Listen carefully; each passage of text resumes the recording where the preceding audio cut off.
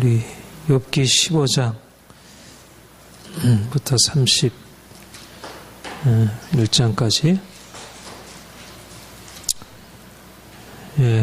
우리가 구약 성경 일독 학교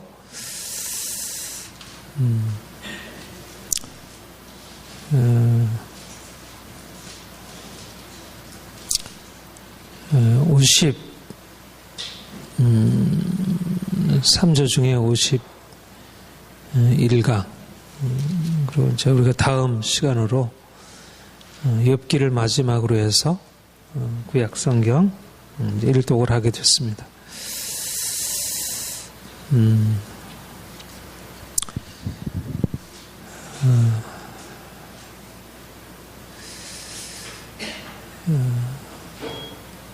욥기에 이제 여러 주제가 있고, 욥기는 참 이번에 새롭게 좀 더 발견하게 되는 것은 욥기야말로 시편이 그런데요. 시편을 보면 시편은 아주 전형적으로 구약적이면서 또 신약의 그런 복음을 그 안에 어느 부분보다 아주 깊게 내포하고 있는 그리스도의 십자가와 부활의 진리를 이제 그 안에 내포하고 있고, 이제 우리가 구약과 신약을 연결해서 읽는다는 게 참 중요한 것 같아요. 제가 이제 이번 구약 성경을 전체를 이렇게 읽고 뭐 세밀하게 하진 않았어도 아무튼 이렇게 개괄적으로 했어도 이 구약 성경을 읽으면서 이게 구약을 읽는다는 게 참 귀한 일이구나. 그러니까 신약을 우리가 바로 이해하려면 이 구약의 배경에서 읽어야 하고, 또 구약을 읽으려면 또 신약의 빛 가운데 읽어야 한다는 것이 더 분명해지게 되는데, 그러니까 율법이라는 게 이게 얼마나 이게 귀한 것인지. 저는 원래 이제 십자가 부활의 복음을 이제 이렇게 하나님 비추셔서 이제 그걸 붙들고 씨름해 왔기 때문에, 그러니까 율법의 가치, 또 율법을 행함으로 말미암는 축복과 율법의 불순종함으로 주어지게 되는 이런 저주, 이것이 그러니까 분명히 하나님 말씀인 것은 내가 인정을 하지만 이게 어떤 그 실감 있게 내게 와닿지가 않았고, 또 구체적인 삶에서 이 경험이 굉장히 적었다는 생각을 하게 됩니다. 여전히 저는 아직 신약의 오리엔테이션이 돼 있어가지고 이제 구약의 이제 그 행한 대로 이제 우리에게 갚으시는 그런 정의 원칙, 이것들이 아직 제 삶 속에 충분히 녹아 있지 않다는 이제 그런 인정을 하게 되는데, 아무튼 우리가 이제 구약을 읽으면서 이제 하나님이 모세에게 율법을 주시고, 또 이스라엘 백성들의 역사를 그 율법에 따라서 이끌어 가시고, 또 예언자들을 통해서 이제 율법이 그들의 삶에 이렇게 적용이 되어지도록 또 이렇게 이제 말씀하시는 것, 이것을 보며 율법이 있다는 것이 그 복음의 어떤 보다 더 깊은 그 은혜 안으로 들어갈 수 있도록, 사실은 그 종교개혁자들 루터나 칼빈이 율법의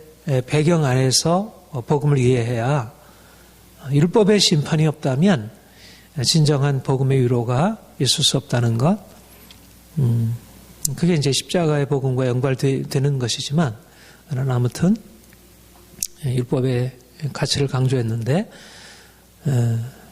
이제 율법을 더 사랑하는 것, 율법을 더 깊이 묵상하고, 또 그래서 실제적으로 우리의 삶에 또 이제 이런 게 중요한 것 같아요. 율법을 왜 우리가 더 깊이 묵상해야 되냐면, 사실 복음은 이 땅의 삶에 대해서도 말씀하지만 보다 우리의 초점을 저 하늘에 두고 있잖아요. 저 보이지 아니하는 영원한 나라에다 이제 초점을 두고 사는데, 근데 이제 우리가 율법이라고 하는 것은 어떻든 이 땅에서 우리가 말씀에 순종함으로 이 땅에서 누리는 축복과 또 불순종하여 우리가 경험하게 될 그런 하나님의 징계에 대해서 말씀하니까 사실 하늘과 땅에 이제 우리의 말씀이 온전하게 다 적용이 될 필요가 있고, 또 이 하늘과 땅에 적용되는 게 이게 또 별개가 아니고 우리가 하늘의 영광으로 향해 나아가는 이 복음의 신앙이나 또 이 땅의 축복을 경험하게 되는 율법에 대한 순종이나 이게 더 서로 이게 이제 서로 이제 그 상보적인 역할을 한다 이렇게 여겨집니다.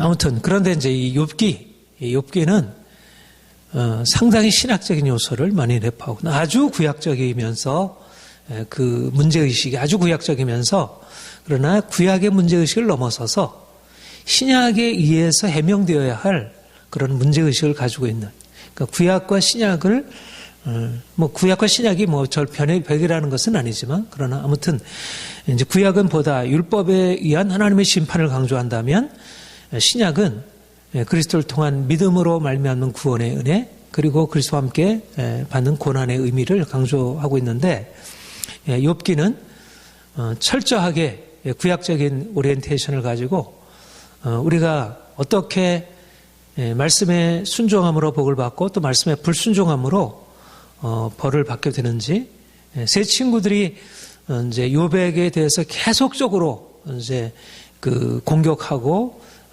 이제 그를 설복시키려고 했던 게, 내가 지금 이러한 정말 이해할 수 없는 어떻게 이렇게 큰 저주가 한날에 모든 재산이 다 완전히 이렇게 다 몰살 다 사라지고 또 자네들까지 완전히 그 죽임을 당하는 이러한 극심한 저주가 일어날 수 있겠느냐. 뭐 그 친구들이 욥의 삶에 대해서 몰랐겠습니까? 가까이 교제도 했었을 것이고 이미 그 소문이 근동에 다 이렇게 퍼져 있었을 그런. 그런데 나타난 결과로 보자면 또 그들이 알고 있었던 그들이 하나님에 대한 지식에 근거해서 보자면 욥의 이러한 상황은 그가 어떠한 삶을 살았는지를 보여주는 결정적인 표징이라는 것입니다. 아니땐 굴뚝에 연기 나랴. 그가 네가 이렇게 어떻든 하나님의 말씀을 지킨다고 하지만, 네가 율법에 순종한다고 했지만 네가 삶이 이렇게 나타난 걸 보면 무엇인가 네가 잘못한 것이 있으니까 그렇게 되었지. 말하자면 하나님이 행한 대로 갚으시는 그 하나님이, 그 정의의 하나님이 너의 숨은 죄를 드러내어서 너로 하여금 깨닫게 하시고 이제 네가 죄를 회개하기만 하면 하나님이 너를 사랑하셔서 다시 은총을 회복하실 것이다. 말하자면 선지자들이 백성들에게, 이스라엘 백성들에게 가르쳤던 그 율법에 대한 가르침, 너희가 불순종함으로 이렇게 저주를 받게 되었다. 그러나 너희가 돌이키기만 하면 하나님은 긍휼이 풍성하신 하나님이기 때문에 그가 너를 다시 회복시키시고 이전보다 더 큰 복을 주실 것이다. 내 시작은 미약하였으나 내 나중은 심히 창대하리라. 말하자면 그들은 하나님의 율법적인 정의를 가지고 욥에게 다시 한번 가르쳤고 또 뭐 욥도 그 사실들을 부정하지 않고 받아들였습니다. 단지 욥이 부정했던 것은 너희가 말하는 일이 하나하나 자꾸 하나하나 틀린 것이 없지만은 그러나 그것이 내게 적용되는 것은 나는 도무지 그것을 받아들일 수 없다. 분명한 사실, 하나님은 정의의 심판자이시고 악을 행하는 자가 설사 형통케 되었다 하더라도 하나님이 그 악을 드러내셔서 반드시 심판하시고 그리고 의인에게는 하나님이 복을 주신다는 사실을 나도 충분히 동의한다. 그러나 너희가 나에 대해서 공격하는 것은 내가 받을 수 없다. 내가 하나님 앞에 내가 항변할 수밖에 없는 것은 내가 무슨 죄를 졌길래, 내가 하나님 앞에 무슨 죄를 졌길래 이해할 수 없는 고난이 내게 주어지는 것인지. 하나님 나에게 좀 답을 해 주시오. 말하자면 욥기의 주제는 행한 대로 심판하신다는 구약의 주제를 그 안에 바탕으로 깔고 있으면서 도무지 하나님은 누구시냐? 하나님은 도대체 인생에 어떻게 행하시는 분이길래 우리가 가지고 있는 뭐 그냥 인간적인 생각이 아닌 분명히 하나님의 말씀에 근거한 판단을 우리가 가지고 나가는데 도무지 그 판단을 가지고 헤아릴 수 없는 하나님. 어떻게 이런 일을 행할 수 있을까? 사실 이스라엘 백성들을 향해서 하나님이 말씀하시고 선지자를 통해서 행하시는 것은 이해할 수 없는 하나님 말씀하신 것은 아니잖아요. 분명히 물론 그들의 삶 가운데는 잘 이해가 되지 않아서 그렇긴 하지만 분명히 선지자들을 통해서 말씀하시는 것은 너희가 악을 행했기 때문에 이런 일을 당했다. 그리고 실제적으로 그들이 악을 행했고 그들이 우상 숭배하고 그들이 온갖 말씀에 거슬러서 행했기 때문에 그들이 율법에 따라서 심판을 받는 것이 너무나 당연한 것입니다. 그러니까 구약의 모세오경 또 역사서, 선지서 그 모든 것에 근거해서 볼 때 이스라엘 백성들의 역사는 너무나 당연하게 이해될 수 있는, 이방인들에게는 좀 지나치게 여겨질지 모르지만 적어도 이스라엘 백성들에게서 너무나 당연한 것이고, 그리고 이방인들조차도 적어도 율법에 비추어서 하나님의 행하신 일이 이해가 된다고 할 만큼 그 정도로 분명한 것이었습니다. 그러나 욥에 당한 고난은 도무지 이해가 될 수 없는, 율법적인 기준에 비추어서 이해할 수 없는 그러한 하나님의 행하심이었던 것입니다. 우리 신약에 우리 고린도전서 2장에 보면 그렇게 말씀하시죠. 하나님이 자기를 사랑하는 자들을 위해서 예비하신 모든 것은 눈으로 보지 못하고 귀로 듣지 못하고 마음으로 생각지 못하였던 것 같으니라. 그러나 하나님이 성령으로 이것을 우리에게 계시하셨으니 성령은 하나님의 깊은 것이라도 통달하시니 우리가 세상에서는 온 영을 받지 아니하고 하나님께로부터 난 영을 받았으니 하나님께서 우리에게 은혜로 주신 것을 알게 하려 합니다. 중요한 것은 하나님의 계시의 차원이 우리가 가지고 있는 차원과 너무 다르다는 것. 우리가 눈으로 보지 못하고 귀로 듣지 못하고 마음으로 생각지 못하는 것을 그분이 말씀하시고 우리에게 보이시고 가르쳐 주신다는 것. 사실상 욥은 아직 신약의 이 복음의 분명한 계시 앞에 선 것은 아니지만 적어도 욥에게 하나님께서 주신 것은 바로 그러한 욥이 이제까지 하나님을 알고 있었던 차원을 넘어서는 그 더 비밀한 차원, 더 깊은 차원. 욥이 율법을 통해서 알았고 그가 삶의 경험을 통해서 이해했던 그 하나님을 넘어서는 보다 더 깊은 측량할 수 없는 그 하나님, 깊도다 하나님의 측량할 수 없는 그 비밀, 그것을 사람들이 이해할 수 없다는 것입니다. 사실 우리가 하나님을 알고 있다 하더라도 우리는 늘 하나님 앞에서 우리의 어리석음과 우리의 무지함과 우리의 어두움을 고백할 수밖에 없고, 사실 이제 우리가 다음 주에 살펴보게 될 대로 욥이 나중에는 하나님 앞에 하나님이 그에게 말씀하시면서 네가 무엇을 아느냐. 사실은 욥의 친구들이 말하는 그러한 욥에 대한 공격과는 다른 의미에서 하나님이 욥을 낮추시고 다시 한번 그로 하여금 하나님 앞에서 자신이 아무것도 아닌 것을 고백하게 하십니다. 하나님이 우리에게 다가오실 때 우리가 그분 앞에 서야 하는 것은 우리가 얼마나 무지한 자인지, 우리가 얼마나 하나님을 알지 못하는, 우리가 아무리 사람들 앞에서 우리가 우리의 자신의 정당함을 우리가 내세울 수 있지만, 그러나 적어도 하나님 앞에서, 그러니까 우리가 지난주에도 말씀드린 대로 욥이 하나님 앞에 하나님 어찌하여 이런 일이 내게 있을 수 있습니까? 그렇게 말한 것은 하나님 앞에 항의를 하기보다는 하나님 도무지 당신이 행하시는 것을 내가 이해할 수가 없습니다. 당신 이것을 내가 알길 원합니다. 하나님 나에게 좀 답을 해주세요. 내가 이제까지 하나님을 알아왔고 하나님 앞에 성실하게 하나님이 어떻게든지 하나님을 내가 기쁘시게 하려고 이렇게 살아왔는데, 내가 내 안에 물론 하나님의 완전하신 분이고 내가 흠이 있으면 내가 그 어떤 포괄적인 원리적인 의미에서 내가 이해할 수 있지만, 내가 회개를 하려면 무엇인가 내가 잘못한 것이 드러나야지. 하나님은 도대체 나에게 무슨 일을 행하십니까?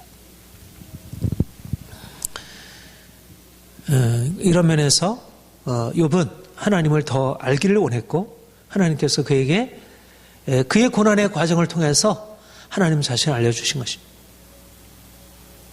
그래서 욥기는 사실 욥과 하나님과의 변론의 과정 속에서 욥이 가지고 있는 그 영적인 눈이 열려지고 하나님께서 그로 하여금 더 높은 경지로 그를 이끌어 가시는 하나의, 어떻게 보면 그냥 역사적인 과정이 아니라 이것은 그냥 변론의 과정이지만 이제 친구들과의 변론, 또 하나님과의 변론의 과정이지만, 그러나 변론의 과정 안에서 그가 눈이 열려지고 하나님이 어떤 분이신지, 물론 신학적인 그 복음의 밝은 빛 가운데 선 것은 아닐지라도 그가 하나님을 더 분명하게 경험하고 알게 된 것을 보게 됩니다. 또 한 가지 우리가 욥기에서 이제 알게 되는 것은 참 저는 이제 그런 생각을 하게 되는데, 욥의 친구들과 욥의 차이가 무엇일까? 욥이 강조했던 것과 욥의 친구들이 강조했던 그 강조점의 차이를 말할 수가 있지만, 사실 욥의 친구들이 말했던 것은 욥이 다 알고 있는 바잖아요. 뭐 그것에 대해서 부정하는 바가 아닙니다. 욥이 친구들이 얘기했던 것은 너무나 욥이 그야말로 그 말씀 따라서 살아왔고, 그 말씀에 의지해서 그가 복을 받아왔고, 그런데 지금 주어진 것은 그 말씀에 의한 것을 넘어서는 무엇이었습니까? 그런데 욥의 친구들과 욥의 차이는, 욥의 친구들은 어떻게 보면 추상적인 하나님에 관한 지식을 가지고 있었다면, 욥은 하나님을 직접 경험 속에서 만나서 아는, 말하자면 그가 삶에서 축복을 받은 것도 하나님이 그의 삶에서 들어오셔서 하나님이 얼마나 신실한 하나님이신지, 하나님이 얼마나 그 말씀하신 대로 축복하시는 하나님이신지를 경험했고, 근데 그 축복의 경험을 넘어서서 이제 고난의 경험을 통해서 이제까지 경험하지 못했던 그 하나님의 그 높은 차원 안으로 들어갈 수 있다. 그런데 사실은 지금 욥이 당하고 있는 것은 하나님이 그를 더 높은 차원의 경험으로 이끄시기 위한 과정에 더 깊은 경험의 차원인데, 욥의 친구들은 그것도 알지 못한 채 자기의 지식으로, 자기가 알고 있는 지식으로서 더 깊은 은혜의 경험 안으로 들어가는 그를 판단하고 오히려 그를 훈계하려고 했던 것입니다. 저는 우리가 하나님을 알되 하나님을 아는 지식이, 하나님에 관해서 아는 지식, 그리고 하나님을 아는 지식, 제임스 패커가 하나님을 아는 지식에서 처음에 그렇게 서두를 시작하는데, 하나님에 관해서 아는 지식이 있고 하나님을 아는 지식이 있다. 진정으로 하나님을 만나서 인격적으로 아는 지식, 그리로 들어가야 한다. 루터나 칼빈과 같은 이들이 하나님을 직접 만나서 아는 그 지식이 인생을 변화시키고, 그것이 보통 많은 사람들이 하나님에 대해서 논하고 신앙 논문들을 쓰고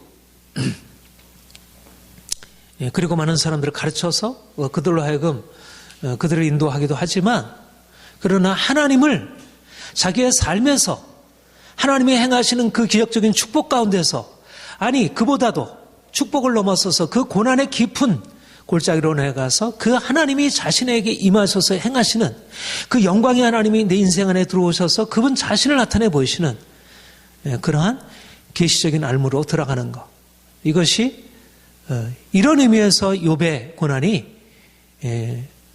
아주 깊은 신앙의 경험을 말하고, 또 신약적인 예수 그리스도께서 십자가를 통하여 하늘의 영광에 오르시고, 또 예수를 따르는 모든 이들이 그 고난의 과정을 통해서 하나님을 만나서 알게 되는 그것을 우리에게 보여주는 것이라, 이런 생각을 하게 됩니다.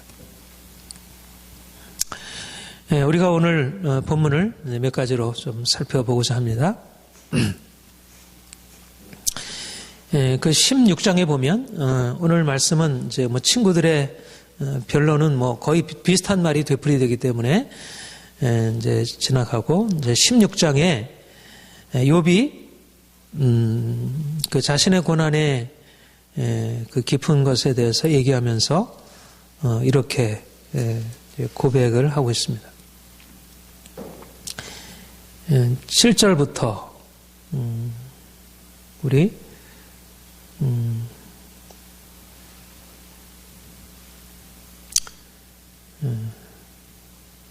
10절부터 14절까지 한번 같이 읽어보겠습니다. 시작.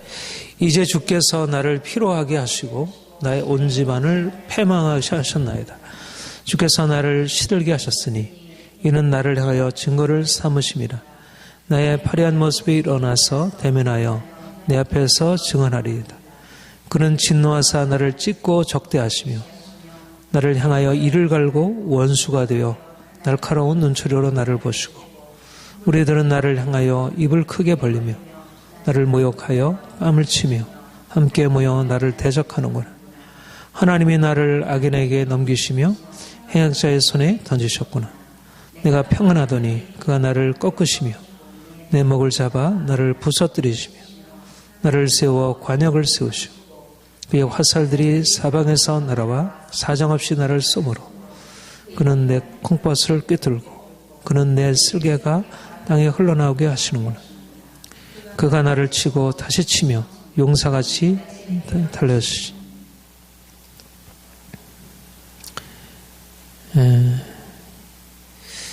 지금 사실 욥이 당하고 있는 이 고난이 누가 가져온 건 아닙니까? 1차적으로 보자면, 경험적으로 보자면, 스바 사람들이, 갈대아 사람들이, 그리고 바람이 불어가지고, 경험적인 차원에서 보면, 그거는 사람들이 한 일이고, 또, 이런 자연재해로 인해서 일어난 일입니다. 근데 조금 더 높이 올라가서 보면, 이 일들을 시작하게 한 일이 누가 한 일입니까? 사단이 아닙니다. 사단이.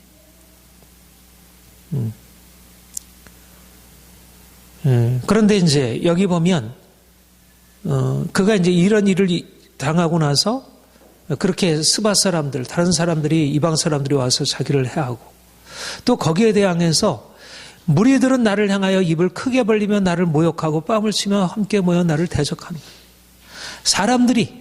사람들이 이렇게 나를 대적하고 나에게 고난을 줍니다. 그러니까 이방인들이 와서 내 모든 재산을 다 빼앗아 가고 자연재해가 일어나서 내 삶이 쫄딱 망하게 되고 그리고 이 일이 일어났다고 주변 사람들 그동안 자기를 그렇게 존경한다고 하던 사람들이 다 대적이 되어가지고 자기를 비난하고 모욕하고 뺨을 치고 그런데 여기에서 우리가 주목하게 될 것은 뭐냐면 여기 7절 이하의 주어가 앞에 그 중간에 무리들이 나를 향하여 이렇게 한다고 하지만 7절부터 주어는 누구입니까? 주어가 주께서 나를 피로하게 하시고 패망에 시들게 하시고 주께서 나를 찢고 적대하시고 이를 가시고 원수가 되어 나를 관역을 삼으시고 부서뜨리시고 나를 쏘므로 내 콩팥을 꿰뚫고 내 쓸개가 땅에 흘러가게. 말하자면 하나님이 원수가 되어서 내게 화살을 쏘시고 나를 죽이려고 달려드시는 것입니다. 이거는 욥의 친구들이 생각할 수 없는 어떻게 의인을 향하여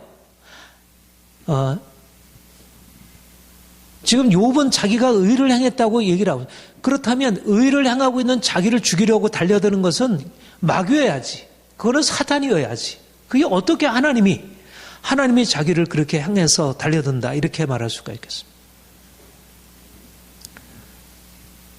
여기에 욥의 친구들이 가지지 못한 높은 차원의 욥의 신앙이 드러나는데 지난주에도 말씀했지만 하나님의 주권 하나님이 이 일들이 사람으로부터 비롯된 것이 아니고 분명히 사람들이 나를 대적하는 일이지만 일들이 원수가 나를 대적하는 일이지만 또 그 배후에 사단이 있을지 모르지만 그러나 이것은 궁극적으로 하나님께서 하신 일이다. 이 고난의 궁극적인 원인은 하나님이시라고 하는 것. 우리는 눈에 보이는 원인을 쫓아가죠. 사람들이 이렇게 하고 그래서 막 화를 내고 어떻게든지 그 일에 대해서 자기 정당성을 주장하고 그래서 어떻게든지 자기 자신을 방어하고 지키려고 하고 만약 그러지 못했을 때 자기의 정당한 것이 제대로 인정받지 못했을 때 여기에 대해서 크게 분노하는 것 이것이 우리의 자연스러운 인간적인 모습이라 할 것입니다. 그런데 욥은 이 가운데서 사람들이 행하는 것을 보지만 분명히 사람들이 행하는 것을 보지만 사람들의 책임이 있죠. 그런 그의 것을 빼앗아간 그런 이방 이제 그런 못된 사람들, 그리고 그를 대적하고 그를 공격하고 그를 비난하는 그런 이웃들, 그들의 모든 책임을 하나님께서 다 물으시겠죠. 그러나 욥은 자기가 다 이해할 수 없지만 이 일들은 하나님이 하시고 계시다는 것을, 자기가 분명히 무슨 일을 행했는지는 잘 모르지만 적어도 하나님께서 이 일을 행하시고 계시다는 사실을 그는 너무나 분명하게 믿고 있었던 것입니다. 하나님께서 이 일들에 대하여 뭔가를 이루시고 있다는 사실을, 그러므로 그는 친구들에 대해서 무엇을 말하기 전에 하나님이 이 상황에 대해서 내게 개입하셔서 행하시고 있는 것이 무엇을 의미하는지, 이것이 바로 우리가 구약에서부터 신약에 이르는 일관되게 하나님의 사람들이, 신실하게 하나님을 섬기던 사람들이 취했던 태도임을 보게 됩니다. 사람들이 아무리 내게 악을 행한다 할지라도 그것의 궁극적인 근원이 하나님이셨음을 인정하는 것입니다. 그러니까 사람을 향해서 대적하여 싸우려고 하지 않아요. 하나님께서 그 일 가운데 행하시는 것을 바라보고 사람들을 원망하기보다 하나님을 의지하고,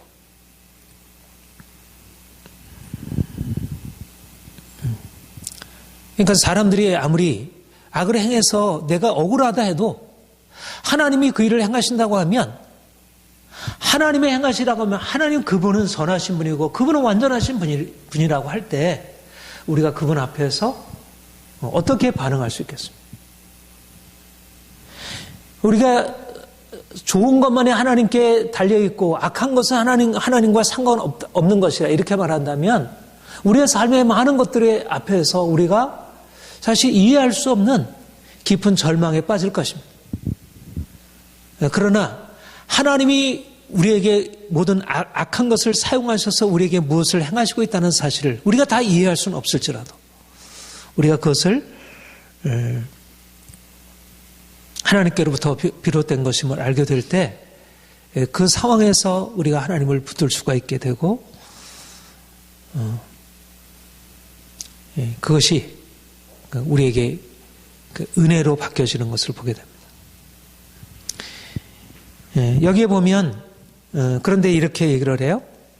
그렇게 하나님이 행하셨다. 이게 참 이게 어려운 얘기인데요. 16절 17절에 이렇게 얘기를 해요. 같이 읽어볼까요? 시작. 내 얼굴은 울음으로 붉었고 내 눈꺼풀은 죽음의 그늘이 있구나.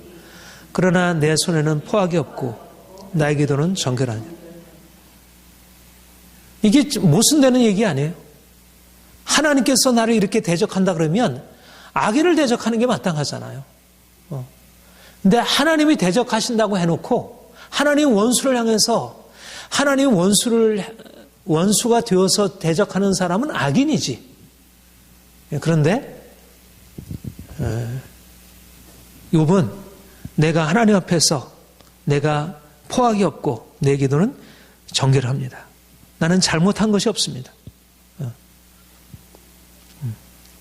그래서 하나님 앞에 질문하게 되는 것입니다.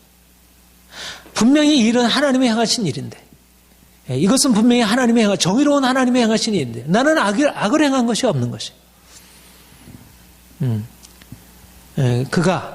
그래서 하나님 앞에 그러니까 하나님 앞에 사실 따질 일이고 하나님 앞에 막 항의할 일이지만 그는 하나님 앞에 항의라는 게 아니고 여기에 이제 중요한 게 있는데 정의의 하나님의 정의가 의로운 자에게 심판으로 이게 모순입니다. 도무지 이해할 수 없는 일입니다.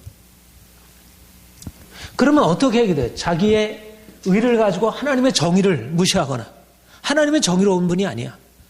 그렇지 않으면 하나님은 없어.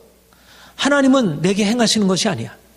무엇인가 하나님이 이런 방식으로 자기의 의를 가지고 하나님의 정의를 부정하거나 하나님이 행하신다고 하지 않거나 그런데 그는 정의의 하나님이 내게 지금 심판을 행하시고 있다. 무엇인가 내게 이런 큰 나를 대적하는 일을 행하시고 있다.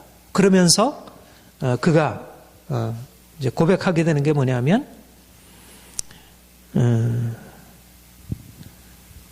그 18절부터 21절, 그 다음번에 같이 더 읽어보죠. 시작. 땅아, 내 피를 가리지 말라. 나의 부르짖음이 쉴 자리를 잡지 못하게 하라. 지금 나의 증인이 하늘에 계시고 나의 중보자가 높은 곳에 계시니라.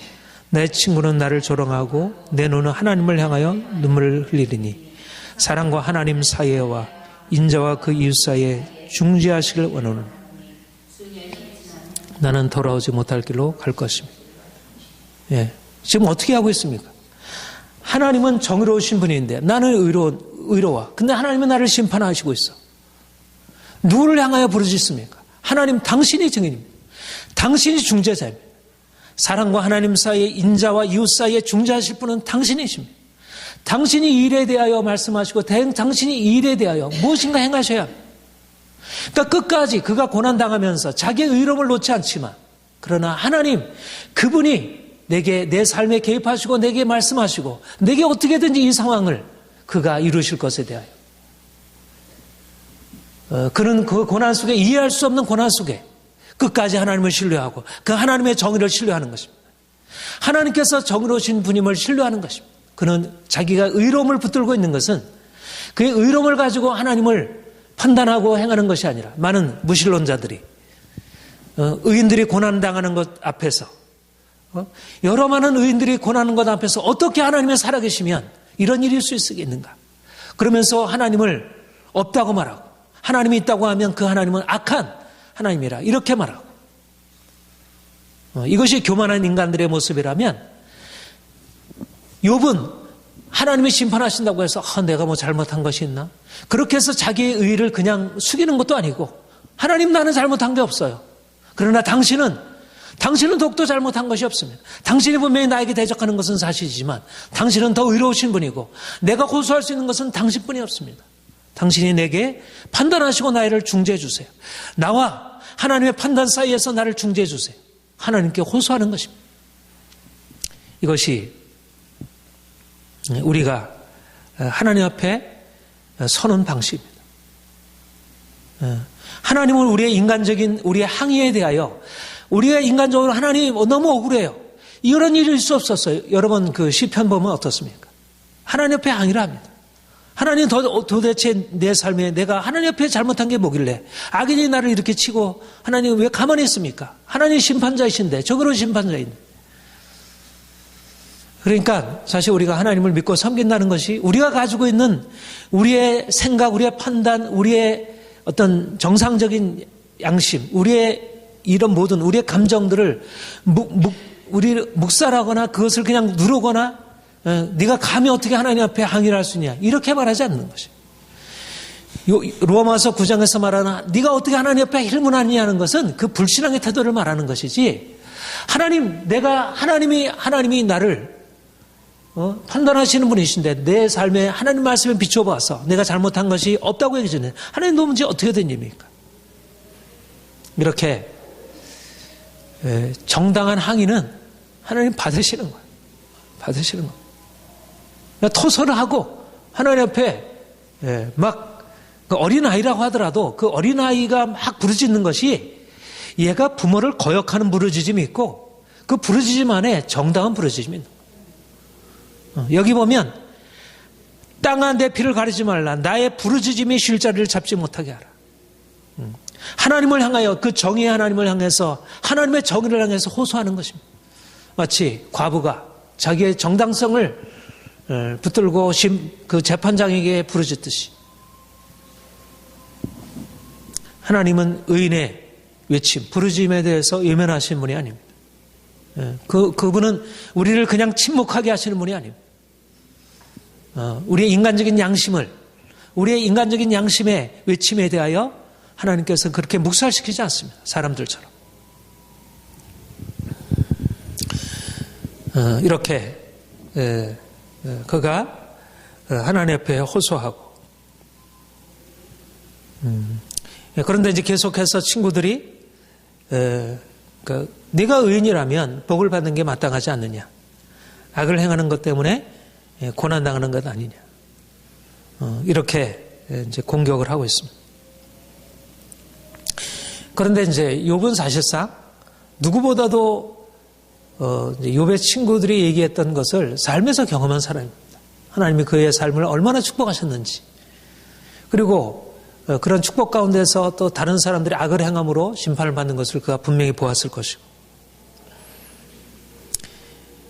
그런데 하나님이 욥에게 이렇게 그가 의를 행했으면서도 당하는 고난의 과정을 통해서 그에게 가르치려고 하는 것이 무엇이었을까?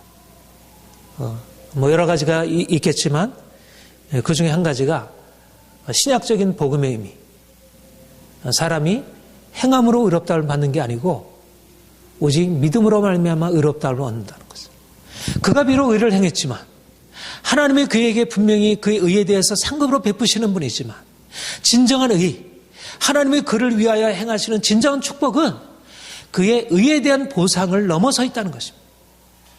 이게 신약적인 의의 개념. 분명히 구약적으로 우리가 우리의 행한 대로 하나님이 심판하시는 것이 맞고 또 신약에서도 그렇게 말씀하고 있지만, 그러나 우리의 행위의 의가 하나님 앞에서 그 의를, 하나님의 그 의로운 판단 앞에서 우리가 그의 그 풍성한 축복과 그의 완벽한 그 모든 것을 충족시켜서 그분의 축복을 받기에 합당한 것이 아니라는 것입니다. 우리가 의에 대해서 정당성을 주장한다 할지라도 우리의 정당성의 주장이 그 하나님, 그 크신 하나님 앞에 무엇이 얼마나 하는 것이 되겠냐는 것. 이게 종교개혁자들의 고백이었습니다. 오직 믿음으로 의롭다를 받는다. 우리가 의를 행하지만 우리의 의가 그분 앞에 얼마나 인정받을 수 있는 것이 되겠느냐. 우리가 그분 앞에 설 수 있는 것은 그분의 은혜이지. 그가 우리에게 부신 은혜가 우리를 붙드는 것이지. 내가 아무리 의를 행했다 할지라도 그 하나님의 은혜가 아니라면 감히 그 앞에 설 수 있겠느냐. 그가 우리를 덮어주셨기 때문에 봐주시니까 우리가 그분 앞에 무엇인가 행했다고 인정을 받는 것이. 그는 이 구약의 아까도 이제 중재자에 대한 그런 요청을 하나님 앞에 하고 있지만 19장에 보면 이렇게 고백을 하고 있습니다. 19장 23절부터 27절 우리 같이 보겠습니다. 시작. 내 말이 곧 기록되었으면 책에 씌워졌으면 철필과 나무는 영원히 돌에 새겨졌으면 좋겠노라. 내가 알기에는 나의 대속자가 살아계시니 마침내 그가 땅 위에 서실 것이라. 내 가족이 벗김을 당한 뒤에도 내가 육체 밖에서 하나님을 보리라. 내가 그를 보리니 내 눈으로 그를 보기를 낯선 사람 것이라. 내 마음이 초조하고. 놀라운 예언입니다. 이 말이 기록되었으면, 책이 쓰여졌으면 철필과 나무로 영원히 돌에 새겼으면 좋겠노라. 중요한 말씀을 받고 있는 것입니다. 그가 이 고난 가운데서 내가 알기에는 나의 대속자가 살아계신 마침내 그가 땅 위에 서실 것이라. 내 가족이 벗김을 당한 뒤에도 내가 육체 밖에서 하나님을 보리라. 하나님을 보는 것, 대속자가 땅 위에 서셔서 그가 나를 위하여, 나 같은 죄인을 위하여 그가 피 흘리시고 그가 나의 모든 죄 담당하셔서 나의 죄를 속량하셔서 나를 값없이 영원한 하나님의 생명으로 이끌어 가실 것을 그가 고백하는 것입니다. 그 고난 가운데서. 고난의 주님이 고난에 처해 있는 욥에게 오셔서 그가 이제까지 알고 있었던 율법의 차원을 넘어서는, 그가 율법의 행위를 통해서 하나님 앞에 인정받을 수 있다고 한 생각을 넘어서는 하늘의 하나님이 이 땅에 오셔서 우리를 위하여 놀라운 은혜를 베푸시고 죄인된 인간을 하나님의 영광을 보게 하는 자리로 이끌어 가실 것을 그가 성령으로 말미암아 알게 된 것입니다. 놀라운 사실들을 하나님이 그에게 깨닫게 하신 것입니다. 그리스도는 누구십니까? 고난을 당하는 자의 위로자이시고 대속자입니다. 그가 우리의 연약함을 체휼하신 분이라고 했습니다. 누가 그분을 만나서 알 수 있겠습니까? 누가 그리스도의 사랑, 그 대속자의 그 은혜 안으로 들어갈 수 있습니까? 그것은 바로 욥과 같이 고난의 깊은 경험을 통해서 자신이 아무것도 아님을 깨닫는 자, 철저히 낮아지는 자, 고난의 경험이 대속자의 은혜 안으로 들어갈 수 있는 눈을 열어주는 것입니다. 하나님이 그에게 그 빛을 계시하시는 것입니다. 그러니까 이 욥의 고난이 가지고 있는 의미가 얼마나 귀한 일이에요. 욥이 그가 율법의 행위로 말미암아 받았던 축복이 귀한 일이지만 그러나 그 축복이 하나님의 영광을 보는 일에까지 그가 이르게 했습니까? 아무리 율법의 축복이 크다 할지라도, 율법으로 말미암는 축복이 크다 할지라도 그 고난을 통해서 그가 철저히 깨어진 이후에 그가 자신이 아무것도 아님을 발견하고, 물론 그가 자신의 의로움을 항변하고 있지만 그러나 자기의 의로움을 넘어서 계신 하나님 그분이 나의 대속자가 되셔서 나를 건져주시고 나를 새롭게 하시고, 그래서 고백하기를 내가 육체 밖에서 하나님을 버리라. 내가 그를 버린 내가 그를 보기에 낯선 사람처럼 하지 않은 내 마음이 초조하구나. 네. 이것이 바로 욥이 고난을 통해서 얻은 바 은혜입니다. 이 고난이 너무나 귀한 은혜인 거예요. 인생에 받는 은혜가 여러 가지가 있지만, 우리가 인생의 여러 가지 형통함으로 인해서 하나님께 찬양을 드리지만, 그러나 이 철저히 깨어지는 고난, 어떻게 보면 이해할 수 없는 고난, 내가 잘못한 게 무엇이길래 하나님이 끝까지 이렇게 나를 괴롭히십니까 하는 그 고난의 과정을 통해서 하나님이 그 눈을 열어주시고 다른 사람들에게 알려지지 않았던 하나님의 영광을 보게 하는 일을, 그런 축복을 주신 것입니다.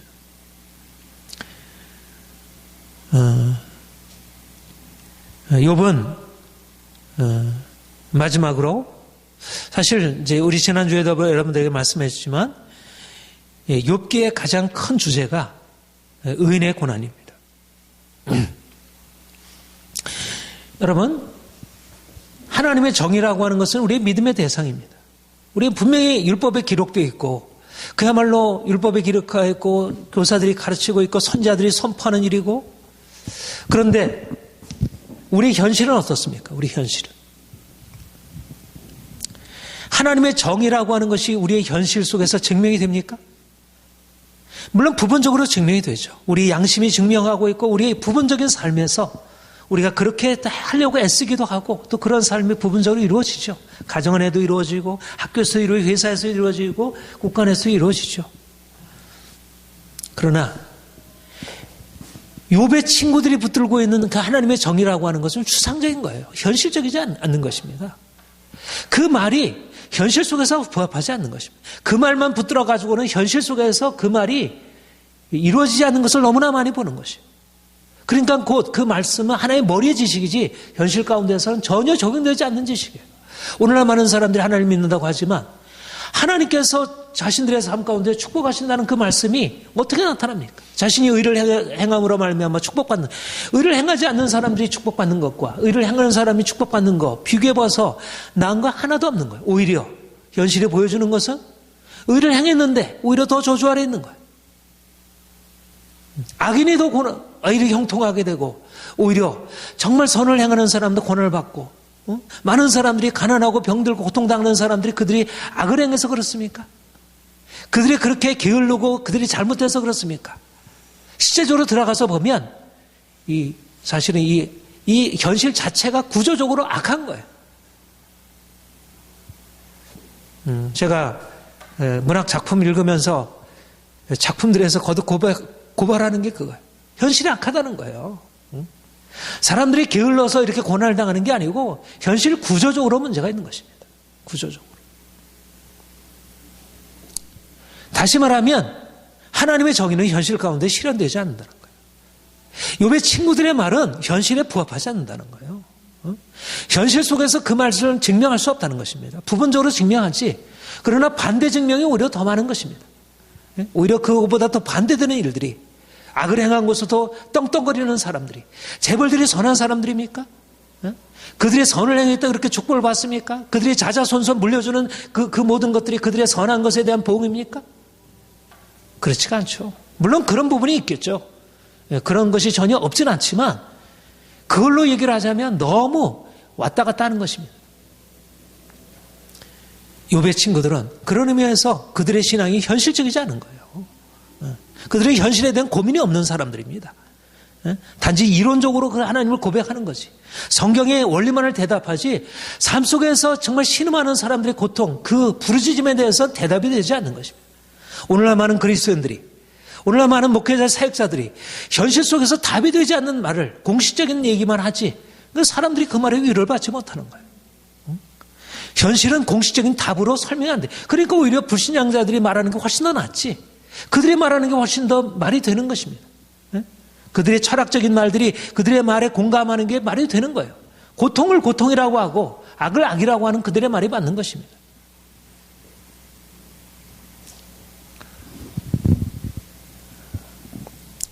예, 21장 7절에 이렇게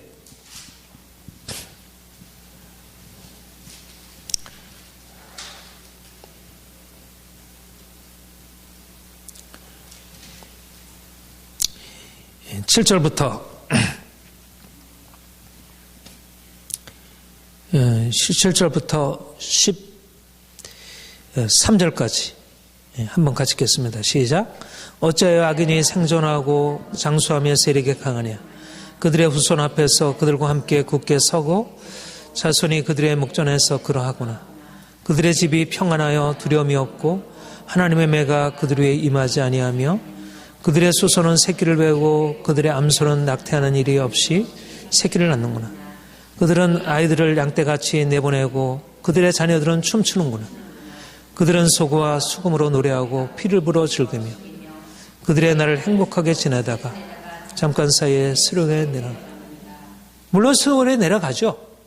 그러나 수월에 내려가는 것은 안 보이는 거고 이 세상의 삶이 어떻습니까?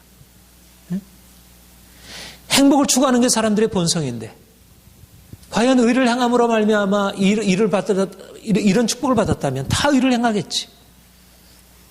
그러나 그렇지 않다는 것입니다.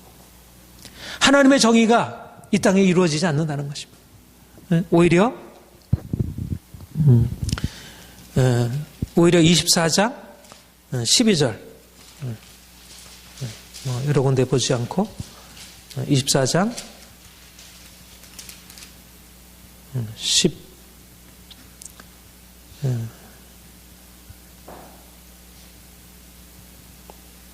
앞에도 이제 계속 그런 얘기를 하는데 9절부터 12절 같이 읽겠습니다. 시작. 어떤 사람은 고아를 어머니 품에서 빼앗으며 가난한 자들의 옷을 볼모 잡으며 그들이 옷이 없어 벌거벗고 다니며 곡식 이삭을 나르나 굶주리고 그 사람들의 담사에서 기름을 짜며 목말라면서 술틀을 밟느니라. 성중에서 죽어가는 사람들이 신음하며 상한 자가 부르짖으나 하나님의 주들의 참상을 보자. 예. 아니 그냥 여기 보면 이렇게 현실이 불의한데 하나님은 어떻게 하고 계세요? 하나님은 그들의 참상을 보지 않는다는 거예요. 보지 않으시겠습니까?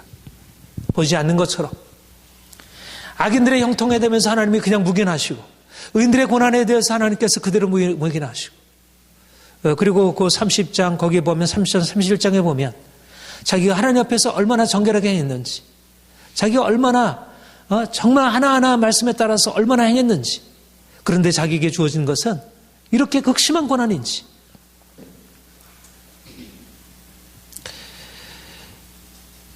도무지 하나님의 정의가 어디 있는가? 이걸 이제 우리가 보통 신정론의 질문이라 그렇게 얘기를 하죠. 정의 하나님의 인생을 다스리는데 현실은 불의하기 짝이 없습니다. 현실의 불의 앞에서 사람들은 하나님을 인정하기 어렵습니다. 하나님을 부인하게 됩니다. 그러나 하나님은 하나님이 이 일을 하시면 합니다. 도대체 하나님이 하신 일은 무엇인가? 아까도 말씀드렸지만 여기에서 하나님의 정의가 있고 분명히 하늘에서는 하나님의 정의가 있습니다. 그러나 현실은 불의하고 모순투성인 것입니다.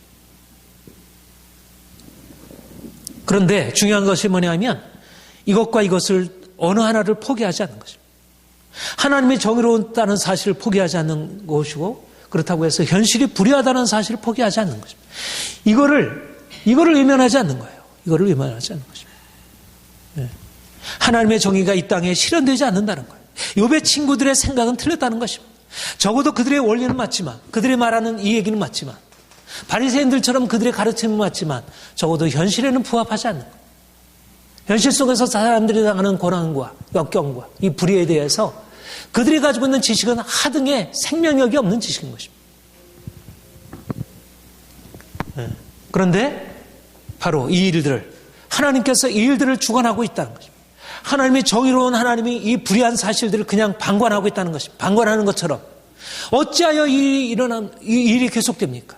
그래서 부르짖음이 있는 거죠. 그러나 부르짖음이 있지만, 그러나 그 부르짖음 가운데 사람들이 발견하게 되는 것, 그게 바로 하나님이 행하시는, 우리의 생각을 넘어서는 하나님이 행하신 것이. 우리가 정의 하나님이라면 하나님이 악인들을 당장에 멸하시고 뭔가를 해결할 것 같은데, 하나님은 그들 가운데서 그냥 버려두시고 악인들의 형통함을 버려두시고 의인들의 고난을 버려두시고, 그것을 통해서 하나님이 사람들이 알지 못하는 놀라운 일들을 이루어 가신다는 것이. 이게 구약의 마지막 결론이고 이것이 신약으로 이어지는 것이. 이것이 신약의 예수 그리스도의 십자가 사건에서 그것이 증명된 것입니다. 사람들이 이해할 수 없는 그 고난의 깊이에서 사람들이 이겼다고 승리하고, 사람들이 이제는 악인이 승리하고 하나님은 없다고 할 그때, 이와 같은 현실이 어떻게 하나님을 증명할 수 있느냐? 바로 그럴 그때 바로 하나님이 자기 자신을 나타내신다는 것입니다. 그 십자가가 하나님께서 계시는 한 중심이라는 것입니다.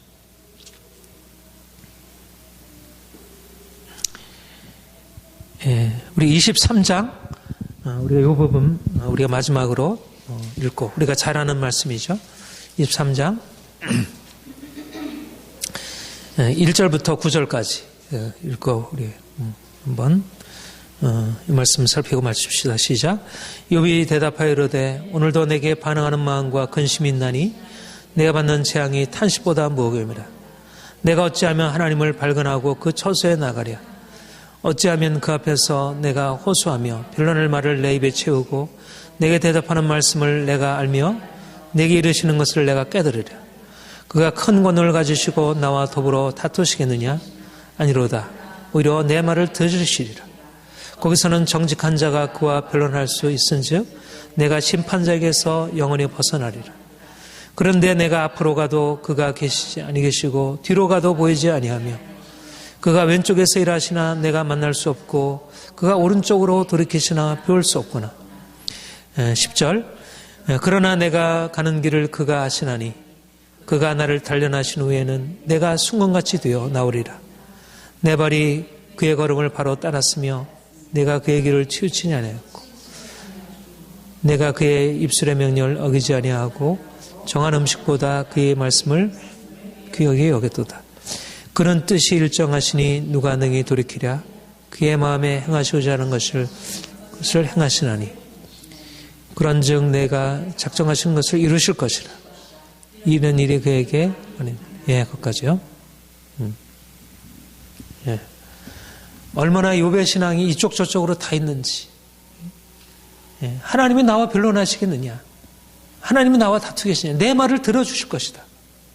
그런데 하나님이 내가 앞으로 가도 보이지 않고 뒤로 가도 보이지 않고 왼쪽에서 이러시나 만날 수 없구나.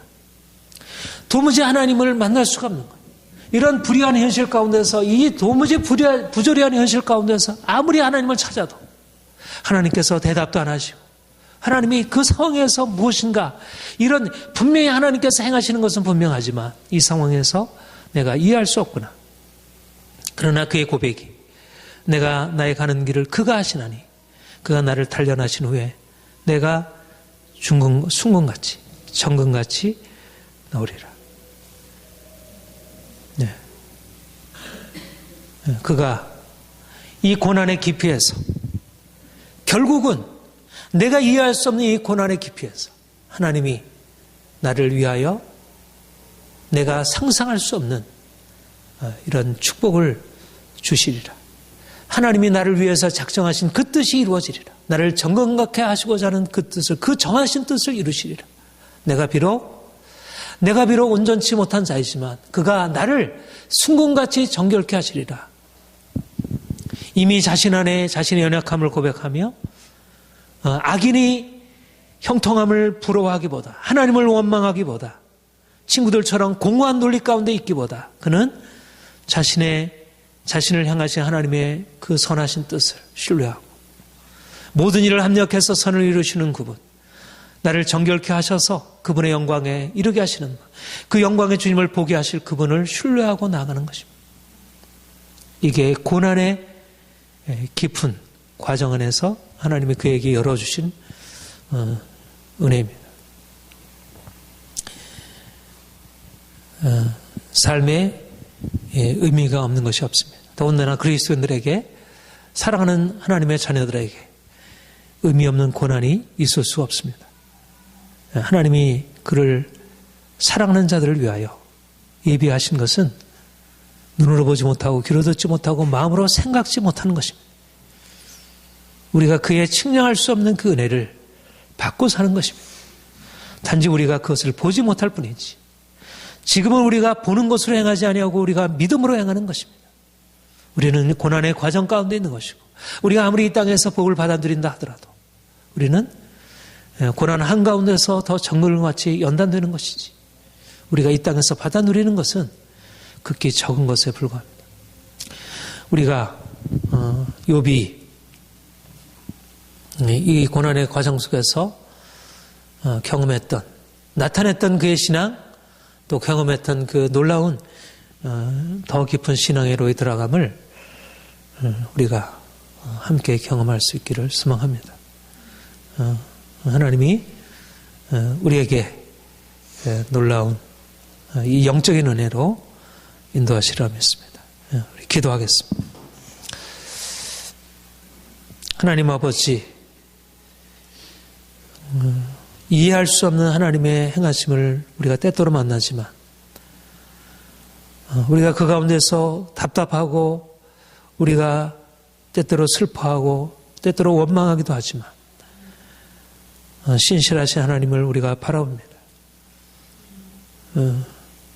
우리가 알고 있는 것보다 더 놀라운 것을 예비하시고 우리가 이해할 수 없는 깊은 십자가의 과정으로 우리를 이끌어주는 주님을 신뢰합니다. 욥이 이 고난의 깊은 골짜기에서 하나님을, 더 크신 하나님을, 이제까지 만나지 못했던 그 하나님을 만났던 것처럼, 그가 순금같이 정금같이 연단되었던 것처럼 주님, 우리가 더 정결하게 세워지기 원하고 더 주님을 더 깊이 알길 원합니다. 사랑하는 주의 백성들을 주께서 세우셔서 이 땅 가운데서 정말 하나님이 기뻐하시는 사람들로 온전히 세워 주옵소서. 감사합니다. 예수님의 이름으로 기도합니다. 아멘.